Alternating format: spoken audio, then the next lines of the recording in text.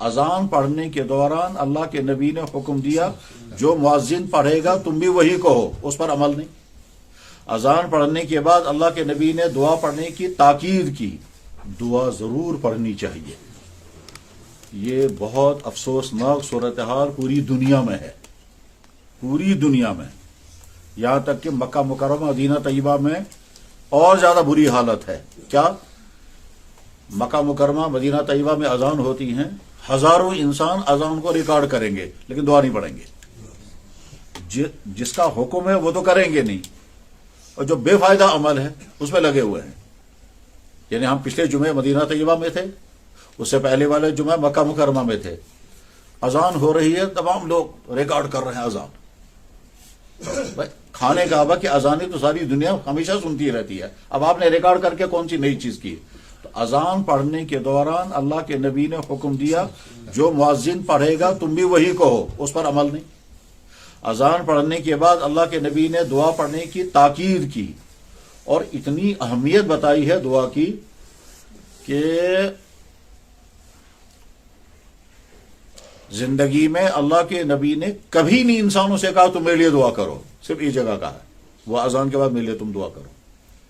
نہ اذان کے بعد جو ہم دعا کرتے ہیں یا اپنی نبی کے لیے ہم دعا کرتے ہیں، اس پر سوال پیدا ہوگا ہمارے نبی کو ہماری دعاؤں کی کیا ضرورت ہے؟ جواب یہ اللہ کا نظام یہی ہے۔ اللہ کا نظام کیا ہے کہ قیامت کے دن مقام محمود، جو قیامت کا سب سے اونچا، قیامت کے دن کا سب سے اونچا منصب ہوگا، وہ کسی ایک نبی کو ملنے والا ہے، اور اس نبی کو ملے گا جس نبی کی امت نے اپنے نبی کے لیے زیادہ دعائیں کی ہوں گی۔ دراصل یہ علامت ہے کہ کس امت کو اپنی نبی سے کتنی محبت ہے، کس نبی کو اپنی امت سے کتنا تعلق ہے۔ لہذا ہر نبی اپنی امت سے کہتا رہا کہ میرے لیے تم دعا کرو، مجھے مقام محمود اللہ قیامت کے دن عطا کریں گے، اور اس کے نتیجے میں تمہاری شفاعت کروں گا۔ ہمارے نبی نے ہم سے کہا کہ تم میرے لیے مقام محمود ملنے کی دعا کرو، اس لیے ہم دعا کرتے کہتے ہیں وَابْعَثْهُ مَقَامًا مَحْمُودًا، وَابْعَثْهُ مَقَامًا مَحْمُودًا، یا اللہ ہمارے نبی کو مقام محمود عطا کر دیجئے۔ تو گیا ہم اپنے نبی کے لیے دعا کر رہے ہیں، اللہ رب هذه دعوت تامہ، یا اللہ یہ مکمل دعوت آ گئی، یعنی اذان، والصلاۃ القائمہ، نماز کھڑی ہونے والی ہے۔ اب اپنے لیے کچھ نہیں مانگا، آت محمدا للوسیلۃ، محمد صلی اللہ علیہ وسلم کو وسیلہ عطا کر دیں، والفضیلۃ، اونچا درجہ عطا کر دیں، وبعث مقام محمودہ، اور ان کو مقام محمود پر فائز فرما دیں۔ تو اپنے لیے تو کچھ بھی نہیں مانگا ہم نے۔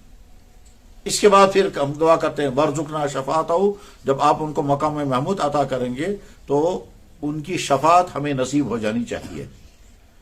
یہ دعا ہے، اور حدیث میں الفاظ کیا ہیں؟ بخاری شریف میں، مسلم شریف میں، ترمذی شریف میں، حدیث کی اکثر کتابوں میں جہاں پر بھی اذان کا بیان ہوتا ہے وہاں یہ حدیث ضرور آتی ہے کہ اللہ کے نبی علیہ الصلوۃ والسلام کا مبارک ارشاد ہے، آپ نے فرمایا کہ جب اذان پڑھنے والا اذان پڑھے اور اذان کے بعد تم یہ دعا پڑھو، تو جس آدمی نے یہ دعا پڑھی ہے اس کے لیے شفاعت کرنے کا مجھ پر حق ہے۔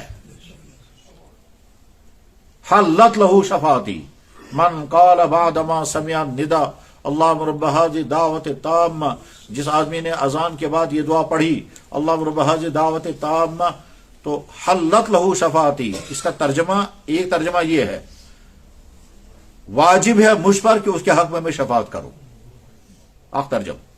دوسرا ترجمہ اس کا حق ہے مجھ پر کہ میں اس کے لیے شفاعت کروں۔ تیسرا ترجمہ، میں نے ذمہ لیا ہے کہ ایسے انسان کے حق میں ضرور شفاعت کروں گا جو میرے لیے یہ دعا کرے گا۔ اس لیے محدثین میں سے بے شمار اور اولیاء میں سے بے شمار ایسے حضرات ہیں، وہ کہتے ہیں ہمیں بالغ ہونے کے بعد سے کبھی بھی یاد نہیں ہے کہ ہم نے اذان کی آواز سنی اور پھر یہ دعا نہ پڑھی ہو۔ ہمیں یاد ہی نہیں ہے کبھی آتا کہ ہم نے کبھی اذان سنی اور دعا ہم نے نہیں پڑھی، ایسا کبھی نہیں ہوا۔ جیسے ایک محدث کہتے ہیں کہ مجھے کبھی یاد نہیں آتا ہے کہ میں نے 55 سال مسجد میں امامت کی ہے، کبھی ایک دن سجدہ سہو کرنا پڑا۔ کیسا امام رہا ہوگا وہ، جس کو 55 سال کی نماز میں ایک مرتبہ بھی ایسی غلطی نہیں ہوئی جس کو سجدہ سہو کرنا پڑے گا۔ ٹھیک ایسے امام بھی ہیں۔ تو غرض ہے کہ ایسے شخصیات وہ کہتے ہیں ہمیں زندگی میں یاد ہی نہیں ہے کبھی کہ ہم نے اذان کی آواز سنی ہو اور پھر ہم نے دعا نہ پڑھی ہو. اذان کی آواز نہیں سنی ہوگی تو دوسری بات ہو سکتی ہے، مثلا کسی جنگل میں ہے، وہاں اذان کی آواز نہیں سنی تو وہاں دعا نہیں پڑھی ہوگی. تو اذان کے بعد یہ دعا پڑھنی ہوتی ہے. لوگ بعض دفعہ کوتاہی اتنی ہوتی ہے کہ جو اذان پڑھنے والا وہ بھی دعا نہیں پڑھتا، اور مسجد میں موجود حضرات بھی دعا نہیں پڑھتے. یہ کوتاہی دور ہو جانی چاہیے. اگر دعا یاد نہ ہو تو یاد کرنی چاہیے، اور یاد ہو تو پڑھنی چاہیے، اور پڑھتے ہوئے سستی بھی نہیں کرنی چاہیے، بے توجہی نہیں کرنی چاہیے، شرمانا بھی نہیں چاہیے. اور کبھی شیطان ایک دھوکہ بھی دیتا ہے. وہ دھوکہ کیا دیتا ہے؟ اگر ہم دعا پڑھیں گے لوگ کیا کہیں گے؟ ہم آفس میں بیٹھے ہیں، اذان کی آواز آ رہی ہے، اگر ہم آفس میں دعا پڑھیں گے لوگ کیا کہیں گے لوگ؟ اور اگر کہیں تو کہنے دیجیے، ہم اپنے نبی کے حکم پر عمل کر رہے ہیں، اس میں کیا شرمانا ہے؟ لوگ کیا کہیں گے؟ یہ دراصل شیطان دھوکہ دیتا ہے، لوگ کیا بنا. کبھی شیطان کہتا ہے اگر ہم زور سے پڑھیں گے لوگ کہیں گے ہم کو دکھلا رہا ہے. آپ کہیے ہاں میں دکھلا رہا ہوں، اس لیے دکھلا رہا ہوں تاکہ میں بھی پڑھوں تم بھی پڑھو. ریا ہر جگہ جرم نہیں ہے. کچھ جگہ ایسی بھی ہیں جہاں دکھلا کر کے عمل کرنا ہوتا ہے. دکھلا کر عمل کریں گے تاکہ نیتیں کریں، یہ بھی کرے گا اور کم سے کم احساس ہوگا. اور اگر اس کے دل میں خیال آیا، کیا ہم نے زور سے عمل کیا، اس کے دل میں خیال آیا یہ ریاکاری کر رہا ہے، تو اس نے جرم کیا، ہم نے نیکی کا کام کیا. اس نے جرم کیا کہ ہمارے متعلق بدزنی ذہن میں لائی، یہ ریاکاری کر رہا ہے، اور ہمارے ہاں ریاکاری ہے نہیں، تو ہم نے دین پر عمل کیا، اس کے دل میں بدزنی آئے گی تو گناہ تو اس نے کر لیا. تو غرض یہ کہ شرمانا نہیں ہوتا ہے، فخر کے ساتھ پڑھنا. اور ایک یا دو مرتبہ جو ہی پڑھیں گے اس کے بعد یہ جو رکاوٹ ہے نہیں ختم ہو جاتی ہے. بس فرض کیجئے ہم دکان میں بیٹھے ہیں، ایک ادھر سے سامان لے رہا ہے، ادھر سے تول رہا ہے، ادھر سے بات کر رہا ہے، اتنے میں اذان ہم نے پڑھا اللہم رب هذه دعوت تامہ، یا تو وہ سب متوجہ ہو جائیں گے. ان میں سے کوئی کہے گا یار بہت اچھا اس نے کی دعا پڑھی، کوئی کہے گا ہم کو دکھلا رہا ہے، یہ زیادہ دیندار بنے ہوتے.